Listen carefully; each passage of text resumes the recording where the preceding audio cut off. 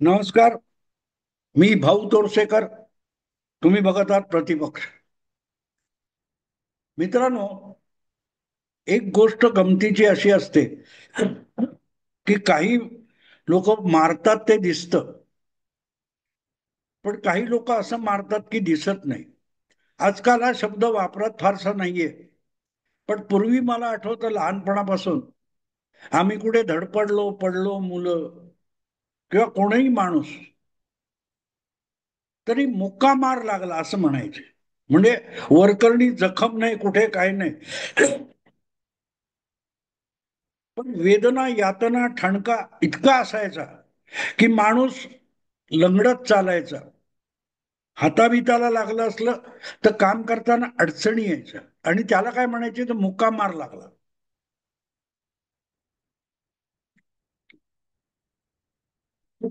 Sorry.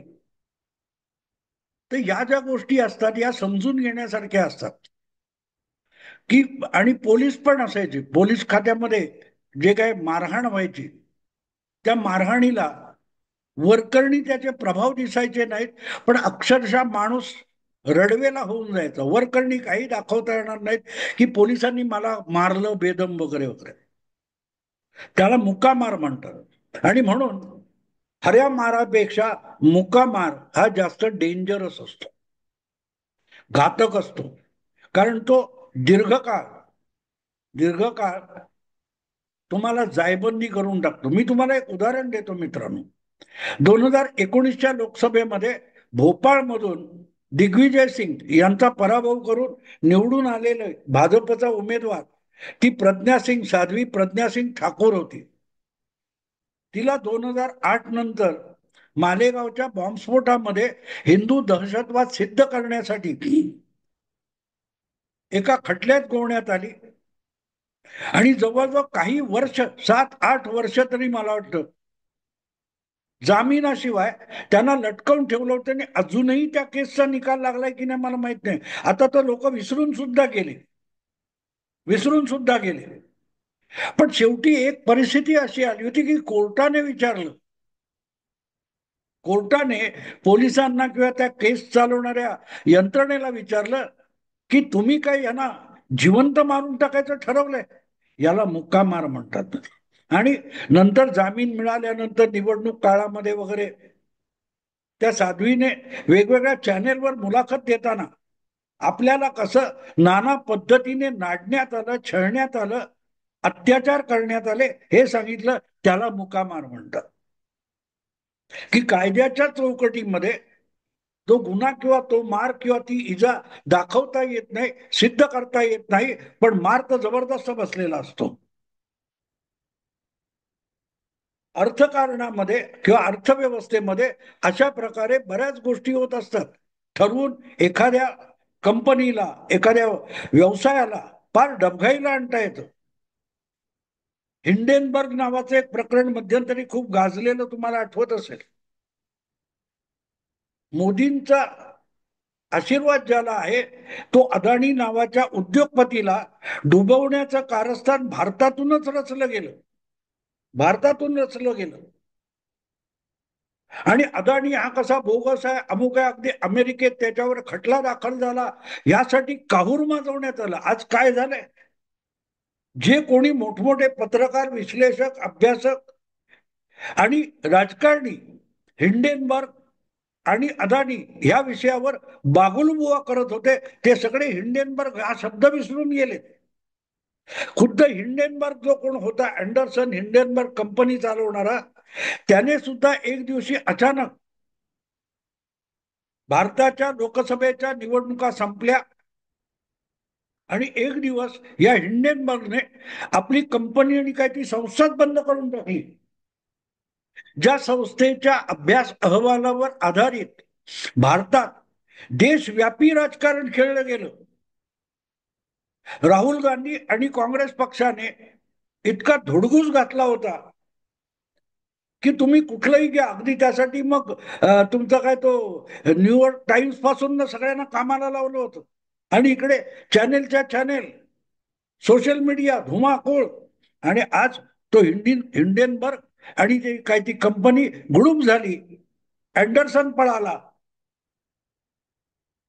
त्याच्या आधारावर तुम्ही अदानी हा देशातला एक मोठा उद्योग समूह दिवाळखोरीत काढायला निघाला होता. एक का दोन नंबरचा जगातला श्रीमंत उद्योगपती म्हणून ज्याच्याकडे बघितलं जात होतं त्याला हिंडेनबर्गने थेट 11व्या 12व्या का 17व्या नंबरवर नेऊन ढकलून दिलं. याला मुकामार म्हणतात मित्र, याला मुकामार म्हणतात. तो अदानी किंवा त्याचा उद्योग समूह त्या हिंडेनबर्गला आणि अँडरसनला कोर्टात पण खेचू शकत नाही, त्याच्यावर खटला पण भरू शकत नाही ना. त्याच्या विरुद्ध इतकं काहूर माजवणारी शेकडो माध्यम, हजारो पत्रकार आणि हजारो राजकारणी यांना सुद्धा बदनामीचे खटले भरून अदानी धडा शिकवू शकत नाही. त्याला मुकामार म्हणतात मित्र. नुकसान केलंय, पण तू चकार शब्द बोलू शकत नाहीस, चकार शब्द बोलू शकत नाहीस, त्याला मुकामार म्हणतात. नुकसान करायचं पण आरोपी म्हणून आपल्याला पकडलं जाऊ नये असं काहीतरी केलं जातं, त्याला मुकामार म्हणतात. आणि आज नरेंद्र मोदी नावाचा माणूस जो भारताचा पंतप्रधान आहे तो अशा गोष्टी करण्यामध्ये वाकबगार आहे. आरोप खूप होतील, आरोप खूप होतील. तो अदानीवर खटला भरणारा कोण? तो अमेरिकेतला आहे वकील. तो आहे कुठे? आहे कुठे? अदानी अदानी अदानी म्हणून असणारे राहुल गांधी, त्यांना हिंडेनबर्ग का आठवत नाही? काँग्रेसचे सगळे नेते हिंडेनबर्ग विसरून गेले, कारण त्यांना बसायचा तो फटका बसलाय. आणि जिथे बसलाय त्याला बोंबलता सुद्धा येत नाही. अदानी यांना इस्रायलचं जे हैफा बंदर आहे त्याच्या व्यवस्थापनाची जबाबदारी मिळणार होती, टेंडर मिळणार होतं. त्याच्या विरोधामध्ये हिंडेनबर्ग वापरला जात होता, तेव्हा इस्रायलच्याच मोसाद या संघटनेने यामागचं कारस्थान उकरून काढलं आणि त्यामुळे एक प्रकारे अदानी दिवाळखोरीत जाण्यापासून बचावले. पण हे करताना राहुल गांधी आणि त्यांचे जे कोणी गुरुजन आहेत, सॅम पेट्रोडा वगैरे, त्या सगळ्यांची चड्डी फाटायची वेळ आली आणि अखेरीस त्यांनीच उभं केलेलं हिंडेनबर्ग नावाचं भूत हे परत बाटलीत बंद करण्याची जबाबदारी त्याच अँडरसन नावाच्या हिंडेनबर्ग कंपनीच्या मालकावर आली. अदानी परत सावरले, पण व्हायचं ते नुकसान त्या काळासाठी होऊन गेलं. शेअरमध्ये गुंतवणूक करणाऱ्या अनेकांची मोठी नुकसान झालं. आणि हे डाव जर तुम्ही खेळू शकता मोदींना राजकारणात हरवण्यासाठी, त्यांच्या सहकार्यांना उद्ध्वस्त करण्याचे डावपेच जर तुम्ही खेळू शकत असाल, तर मोदी नावाचा एक गुजराती माणूस तुम्हाला तुमच्याच मार्गाने रसातळाला घेऊन जाण्या इतका समर्थ आहे, हे विसरू नका, विसरू नका. पत्रकार परिषदा घेऊन मोदी कोणाशीही राजकारण खेळत नाहीत. पत्रकार परिषद न घेता आपल्या राजकीय डावपेचांनी भल्या भल्यांना दिवाळखोर बनवण्याची क्षमता नरेंद्र मोदींमध्ये आहे. आणि कदाचित हे अमेरिकेचा अध्यक्ष झाल्यामुळे डोनाल्ड ट्रम्प विसरले असतील. कधी काळी हेच Donald Trump Modi is my friend, Modi हा माझा मित्र आहे म्हणून सांगत होते. पण तो मित्र गुजराती आहे, अमेरिकन नाहीये, हे विसरायचं नाही, हे विसरायचं नाही. त्यामुळे आपल्या हातात जगातली सगळ्यात मोठं अर्थशक्ती आहे आणि जगातली महाशक्ती असलेला मोठा देश आपल्या ताब्यात आहे, म्हणून ती झिंग चढलेली आहे ट्रम्प यांना. आणि त्यांनी मित्र म्हटल्या जाणाऱ्या त्यांच्याच मोदींना लगाम लावण्याचे जे काही डावपेच खेळलेले आहेत त्याचा फटका त्यांना कसा बसणार आहे याचा अंदाजही ट्रम्पला नाहीये. कारण ट्रम्प म्हणजे पुतीन नाहीये, आपला नरेंद्र मोदी म्हणजे पुतीन नाहीये. हे विसरायचं नाही. किंवा शी जिनपिंग पण नाहीये. ऑपरेशन सिंदूर नंतर पाकिस्तानला धडा शिकवल्यानंतर चीनची हिंमत झाली नाही भारताविरुद्ध ब्र काढण्याची. याचं कारण शी जिनपिंग ओळखतो मोदी म्हणजे काय. मोदी एक कौन से खिलाडी आहे हे चायनाचा अध्यक्ष ओळखतो. म्हणूनच पाकिस्तानचा मित्र असून सुद्धा चायनाने ऑपरेशन सिंदूर मध्ये कुठलाही हस्तक्षेप करण्यात, नाक खुपसण्यात चावटपणा केला नाही, गुपचूप बाजूला उभा राहिला. पण ट्रम्प यांना हे कळत नाही, म्हणून मी सीज फायर केलं, मी युद्धविराम घडवला, मी व्यापाराची धमकी दिली, काय काय काय काय ट्रम्प बोलत बसलाय. त्याला माहित नाही मोदी असा आघात करेल की तो कधी झाला हे पण ट्रम्पला कळणार नाही. आणि तो होईल त्याची किंमत मोजताना मग गयावया करायची पाळी येतो. आणि एक जो त्यातला धागा मला मिळालेला आहे तो असा आहे की अमेरिकेची ताकद त्यांच्या डॉलरमध्ये आहे. ते म्हणतात ना, पूर्वीच्या काळी सांगायचे, कुठला तरी राक्षस, कुठला तरी राजा, त्याचा जीव कुठच्या तरी पिंजऱ्यातल्या पोपटामध्ये, पक्षामध्ये असायचा, आणि त्या पक्षाची मान मुरगळली की राक्षस मरायचा, किंवा त्या पक्षाला काही काटा वगैरे टोचला की राक्षस बळबळायला लागायचा. नेमकी अमेरिकेची सगळी ताकद, अमेरिकन राज्य व्यवस्थेची सगळी ताकद, त्यांचं चलन म्हणजे डॉलर या नोटेमध्ये दडलेली आहे. जोपर्यंत जगाच्या अर्थव्यवस्थेवर डॉलर या अमेरिकन चलनाचं वर्चस्व आहे तोपर्यंतच अमेरिकेची दादागिरी जगभर चालू शकते. पण डॉलर आज पूर्वीच्या इतका स्ट्रॉंग आणि बलशाली राहिलेला नाही. काल परवाच ज्या नाणेनिधीने पाकिस्तानला कर्ज वगैरे दिलं, त्या नाणेनिधीच्याच बैठकीमध्ये आणि अहवालामध्ये अमेरिकेची अर्थव्यवस्था आणि जीडीपी दोलायमान अवस्थेत असल्याचा रिपोर्ट दिलेला आहे. जितकी तुमची अर्थव्यवस्था आहे ती भले जगातली एक नंबरची असो, पण ती पेलवणार नाही इतक्या कर्जाखाली दबलेली आहे. किंबहुना जीडीपीचा, अमेरिकेच्या जीडीपीचा विकास दर हा मायनस झालेला आहे, उणे झालेला आहे. आणि त्यामुळे अमेरिका महान करण्यासाठी जितके घातक निर्णय ट्रम्प घेत आहेत त्यावर एक मोठा आघात झाला तर अमेरिका कोसळून पडू शकते. आपल्याला न तोलवणारं राजकारण आणि भौगोलिक राजकारण करायला गेला आणि सोव्हिएत युनियन बुडाला, उद्ध्वस्त झाला, विस्कटून गेला. चीनची अवस्था काहीशी आज तशीच झालेली आहे. बेल्ट अँड रोड आणि अमुक तमुक लहान मोठ्या देशांना कर्ज द्यायचं, त्यांना कर्जबाजारी करायचं, हा सगळा खेळ जो काही चीन खेळत होता तो आता त्याच्या अंगाशी आलाय. आणि अंतर्गत दडपणाखाली चीन उद्ध्वस्त होण्याची परिस्थिती आहे. यापासून धडा घेऊन अमेरिका आणि ट्रम्प यांनी स्वतःला सावरलं नाही तर त्यांना आपल्या कमी ताकदीनिशी सुद्धा मोठा काटछळ देण्याची हिंमत असलेला जगात एकमेव नेता आहे, त्याचं नाव आहे नरेंद्र मोदी. ती जगातली अर्थव्यवस्था कितवी आहे, महाशक्ती कितवी आहे, वर्ग तुमच्याकडे पत्ते कुठचे आहेत याला महत्व नसतं. तुम्ही पत्ते कसे खेळता, कुठचे पत्ता कधी उतरता आणि त्या पत्त्यावर कशी बाजी मारता याला महत्व असतं.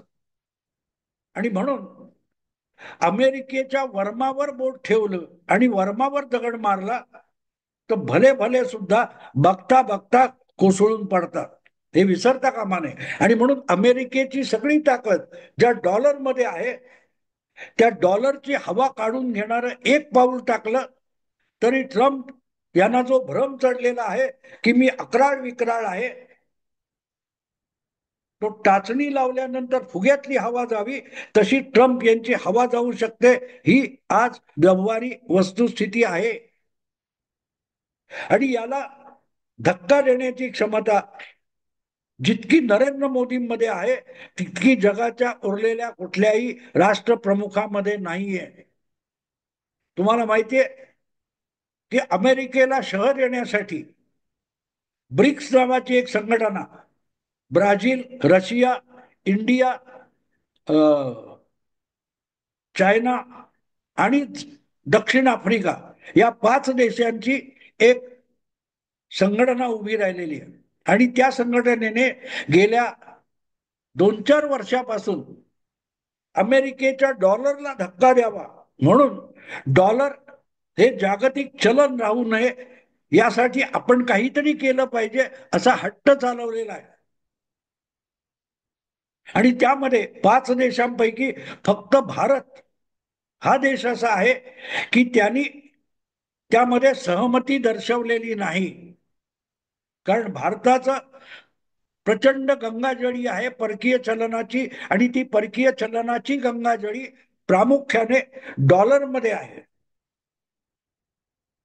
डॉलरला शह देण्यासाठी ब्रिटन, फ्रान्स, चीन यासारखे अनेक देश गेल्या कित्येक वर्षापासून प्रयत्नशील आहेत. आणि म्हणूनच डॉलरवर अवलंबून राहण्यापेक्षा आपल्या देशाच्या आर्थिक स्थैर्यासाठी खऱ्या खुऱ्या संपत्तीची म्हणजे सोन्याची जमाव सोनं जमवणं याला अनेक देशांनी प्राधान्य दिले. चीन, भारत सुद्धा त्यामध्ये आहे. आणि अशा वेळी भारताने एक पाऊल उचललं की इराण असो, रशिया असो, अनेक जवळजवळ डझनभर देश असे असतील विकसनशील देश ज्यांच्याबरोबर भारताने डॉलर न वापरता थेट रुपयामध्ये व्यवहार सुरू केलेला आहे. रशियाकडून आपण काय तो लिक्विड गॅस घेतो, इराणकडून आपण खनिज तेल घेतो, ते आपण रुपयात घेतो. त्यासाठी डॉलरचा व्यवहार होत नाही. त्यामुळे आमचं चलन आम्ही समर्थ केलं तर मग डॉलरची हवा जाते. आणि जर अनेक प्रमुख मोठ्या देशांनी जर स्वतःच्या चलनात व्यवहार सुरू केले आणि सार्वत्रिक सुरू केले तर बघता बघता डॉलरची हवा निघून जाईल. आणि ज्या प्रकारे सध्या कारण नसताना डोनाल्ड ट्रम्प यांनी भारताशी वैर भावनेची पावलं उचललेली आहेत, त्यानंतर नरेंद्र मोदी त्यांना माफ करण्याची शक्यता माझ्या दृष्टीने संपुष्टात आली आहे. आणि म्हणून नरेंद्र मोदी उघडपणे ट्रम्प किंवा अमेरिका यांना आव्हान देणार नाही. जिथे दुखेल, जिथे जास्त दुखेल, जिथे अधिक परिणामकारक भेद करता येईल अशा ठिकाणी वार करणं ही मोदी नीती असते. पहिल्या फटक्यामध्ये 6 आणि 7 मेला नेमक्या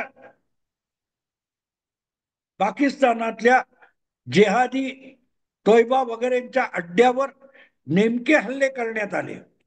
आणि 9 आणि 10 रोजी मेच्या नेमक्या पाकिस्तानच्या हवाई तळांवर आणि लष्करी तळांवर असा भेदक हल्ला केला की पाकिस्तानचं दहशतवाद आणि लष्कर दोन्हीचं कंबरडं मोडून टाकलेलं आहे. पाणी बंद केलं आणि शेती हा जो मुख्य व्यवसाय आहे पाकिस्तानचा त्याच्यावर गंडांतर आणलेलं आहे. तेव्हा जिथे वर्मावर घाव घातला तर माणूस अर्धमेला होतो, तसं कोणावर कुठे घाव घालावा याची नेमकी रणनीती करणारा नरेंद्र मोदी सरकार पंतप्रधान भारतात आहे याचा विसर ट्रम्प यांना पडला.